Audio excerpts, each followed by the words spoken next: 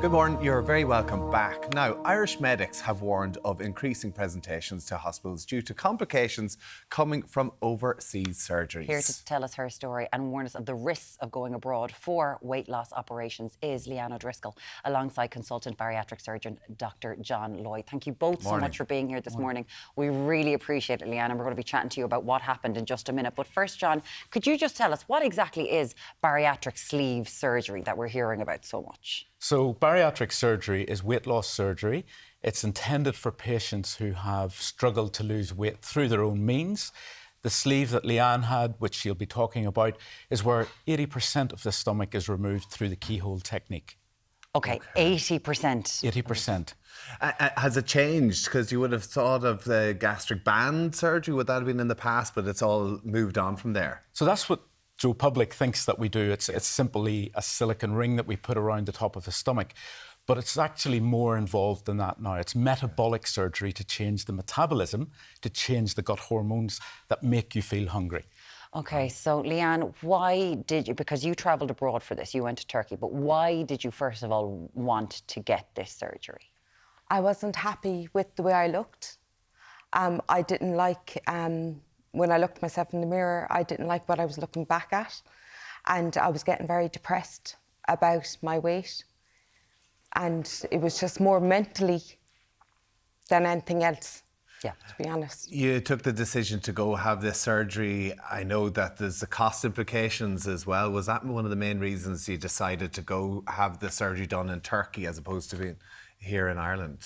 The reason why I went to Turkey is because of the price, Yeah. to be honest. It was a lot cheaper to go over there. Because I paid 2,400 for my surgery, and which here in Ireland I think was 14,000 at the time.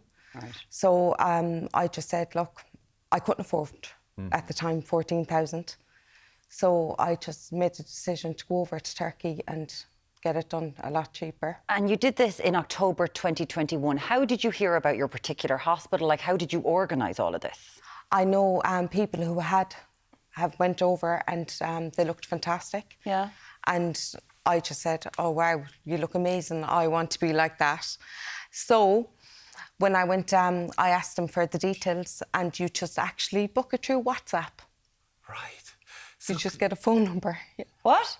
A phone number. That's all the background check that you had to do? Yeah, and they ask you for your age, your weight and your height. And then they'll tell you, yeah, you're able to get this surgery done. Do they ask for account details almost immediately, or do they want you to come to Turkey first? They want you to come to Turkey Gotcha. first. Okay. So give us a rundown. What happened? I had my gastric sleeve done on the Tuesday. We went over there on the Sunday and had my gastric sleeve surgery done on the Tuesday morning. And then when I came around, first of all, I got very doubtful, saying that morning, no, I don't want it done. And they sedated me and brought me down anyway. You started having doubts? You started having second thoughts? Yeah. Why?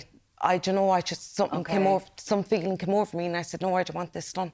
So they actually sedated me, and they came in, injected me with something, and just practically brought me down and done the surgery anyway.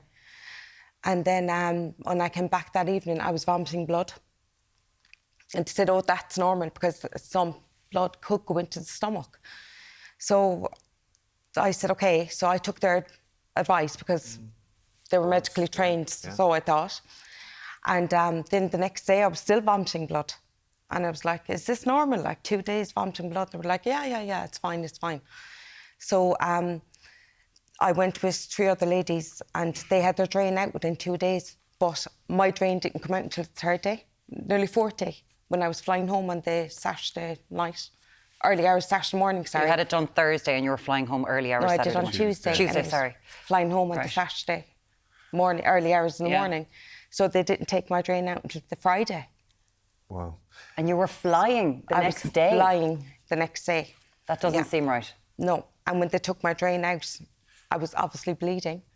And then they just went away, got this like white pad and just stuck it on me and said, you're fine, go home. The hospital that you're in, it's obviously an official-looking hospital. There's lots of other patients, everything else there, other surgeries going on. Were there other Irish people in the rooms next to you? were you so sick that you couldn't talk to them? Were you able to kind of ask them, how come you're feeling better than I am? They just said it depends on the person. Okay. And like during the day, we were told we'd have a translator with us, but we didn't have our translator until at night time. So I was actually using Google Translate to speak to the medical team over there. So you were there with there's 4 of you. So Yeah. 3 people, everything seems to go fine. Yeah. Obviously, you've got a lot of these complications. Yeah. They stick a pad where you've been bleeding and send you on your way and you fly home to Ireland. What happens when you got home to Ireland, Leanne? When I got home, I was feeling tired, even on the journey home we got the bus down from Dublin to Limerick. And on the bus journey home, I kept falling asleep and waking up, and I was just feeling tired. And I just put it down to because I was in hospital, because usually you don't sleep well in hospital, so I just put it down to that. And then on the Sunday I was okay, Monday I was okay, but the Tuesday morning when I woke up, I said, I'm going to go in now and have a shower, go into jammies and have a Netflix day, just relax. So when I went up to have a shower, I woke up on my bed. I was after collapsing. And I was like, okay, I just thought it was because I was because I hadn't eaten in the week. Yeah. Because all you can drink is water or that for the week. So when did you realise something's really not right here? I need to get looked. When I got up again to go to have the shower, and I woke up again on the bed. Okay. And I went, okay. So my partner had actually gone out to the shed and had the phone in the kitchen, but he'd said to me, look, I'll be back up. Do you need anything? I said, no, I'm fine. Like, I just relaxing here now. So he said, I'll be back up in a while checking you, and it's grand. So, but his phone charging in the kitchen. So I was ringing his phone. Obviously, you couldn't get get his phone with him. So I rang my sister, and she just finished work. So I asked her to come over to me, and she said, fine. I said, look, I think I'm dehydrated because I'm feeling weak. Yeah. I'm after trying to go into her shower. I collapsed. There's something up. So right then, your sister, fair play to her, said, right, there's something wrong. You look as grey as grey. We need to get you into University Hospital Limerick. Yeah. When you got in there, you were sent straight to resus. Yeah. So you were... I was dying. You were dying? Yeah. They had rang when I got into resus. My blood pressure had dropped to 48/27. My heart rate was over 120.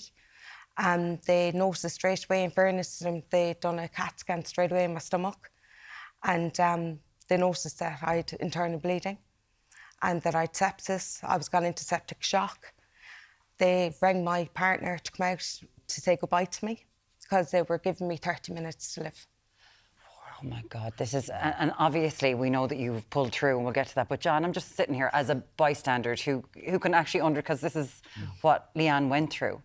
This sounds like this is crazy and this wouldn't happen to anyone, but you say that there are issues like this all the time. Firstly, I think Leanne's incredibly brave coming on and sharing her story, which will hopefully act as a warning to other people who are tempted to go abroad for surgery, which, shouldn't be undertaken lightly.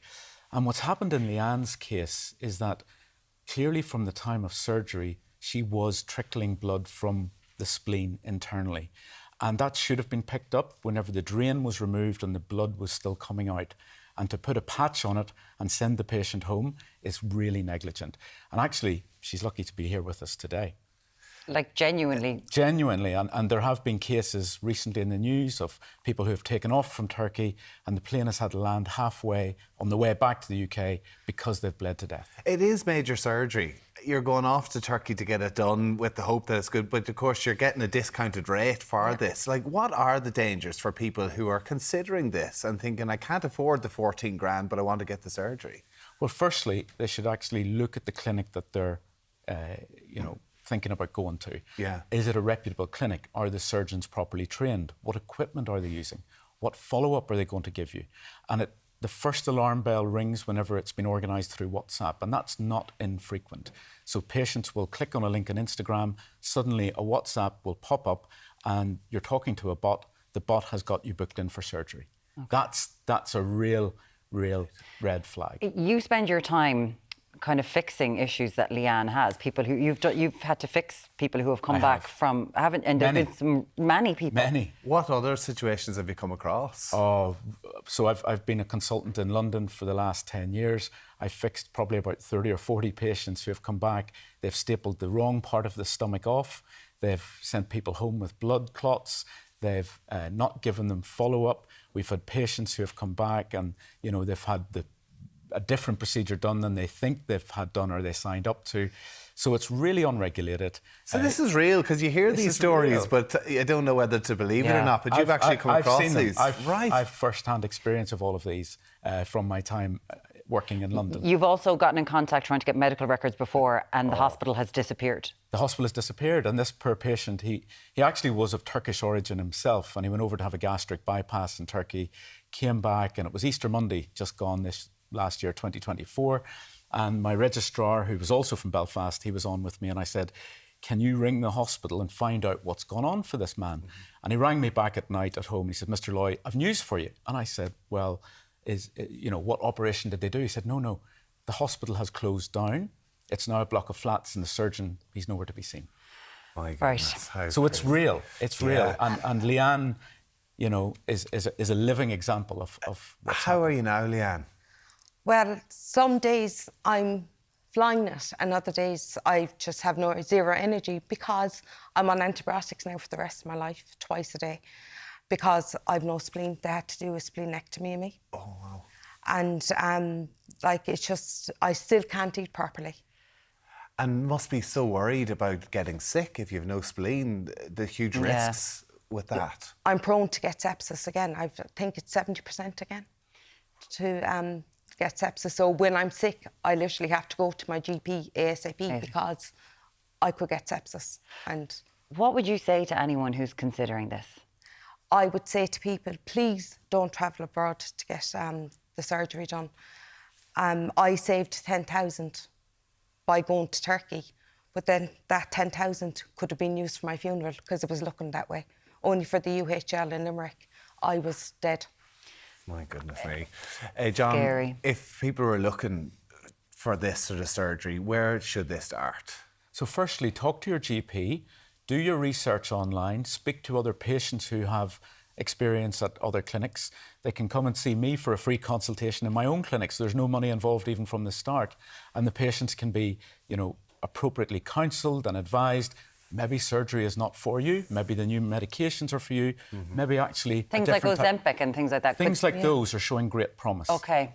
We're only operating on 1/4% of eligible patients. So even if I wanted to operate morning, noon and night, I would never get through all the patients that needed to have surgery. Right, okay. So there are other options out there, but it's important to talk to your GP, get yourself an interview with a consultant. Speak to an Irish consultant. Yeah, I think it's amazing, as John said, that you're willing to talk about this, because I know how judgy people can be about things like this. 1,000,000%, yeah, they are. And you're alive. You could have been dead, and let people realise that. It is a pleasure to have you here, Leanne. Thank you so much for talking to us. We really do appreciate it. Leanne O'Driscoll and Dr. John Loy, a consultant bariatric surgeon. Thank you both so much for being with us today. Great.